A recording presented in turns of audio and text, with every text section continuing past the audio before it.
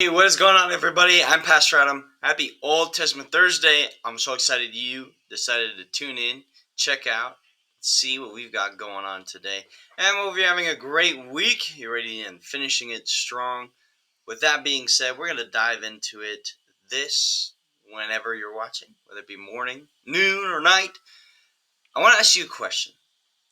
Who is the best person you can think of? The best person you know. That person, maybe they're your boss, and you're just like, "Well, that boss is super cool." Maybe it's a teacher. You're like, "Well, that's super cool." Maybe coach or somebody else you know, brother, father, mother, whoever else. They are just so cool, aren't they? We got this picture of them. Maybe they're the kindest person you'll ever meet. Maybe they're the most brave person. They're whatever else they are. There's a reason why we admire them so much. And when we admire them, we want to spend time with them. We want to get to know them. We want to, be a part of their life. And so check this out.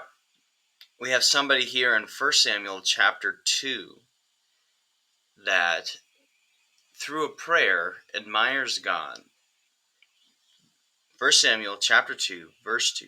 There is no one holy like the Lord. There is no one besides you. There is no rock like our God. No matter who you thought of, no matter how good or how admirable they are, no one compares to our God. Nobody is kind like our God.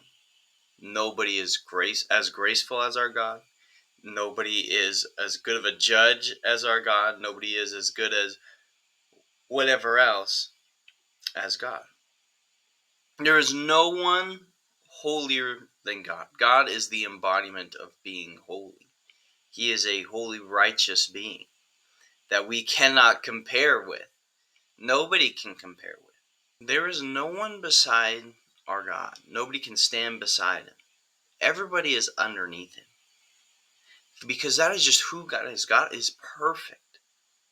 And every measure of the word, he is perfect. Righteous, holy, judge, friend, graceful, loving. He's perfect. We ought to hold him above anybody else. We have to hold him in higher regard than anyone else. Maybe you don't hold him in as high as regard. Maybe, this happens a lot, you run to other things that you admire or that you think will fill that void that you have. But none of them will. God is the only one who can fill that void for you. Because you were made to worship him. You were made to realize that he is above everything else. You are made to be in relationship with God, to be in community with him.